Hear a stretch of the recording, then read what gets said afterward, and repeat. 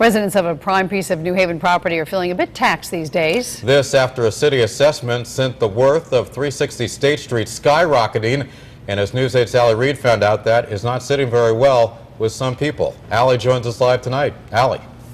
Good evening, guys. The fight is over the value of this building right behind me. The owners and developers of this building say the city is taxing them at a rate that's more than 4 times more than they said they would originally, and now they're fighting to get that number lowered.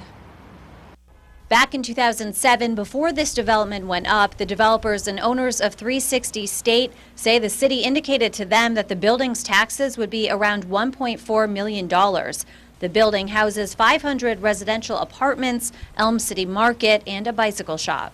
Once the building was up, the city assessed the building at $130 million in October 2011, bringing the tax assessment to more than $5 million, nearly 4 times more than the developers say they expected or were told. The investor-owner Multi-Employer Property Trust, or MEPT, is now fighting the assessment in court. The developers weren't available for comment, but we did talk to someone at Elm City Market about her concerns.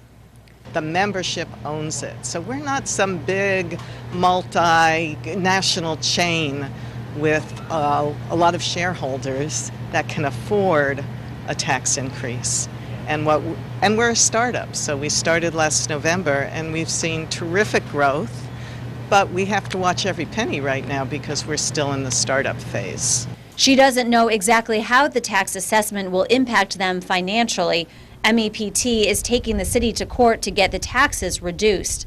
The city says they received a letter from MEPT yesterday on September 3rd, which officials there say reads in part, quote, MEPT agrees there was no such agreement with the city regarding fixed property taxes.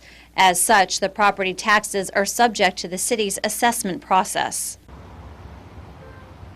Tonight, the Board of Aldermen are going to be voting on this issue, deciding about whether or not they're going to take this issue into consideration or leave it up to the courts to decide. The city says it's in the courts where this issue needs to be settled. Now, the two sides will meet at a pretrial hearing in November. Reporting live in New Haven, Allie Reed, News 8.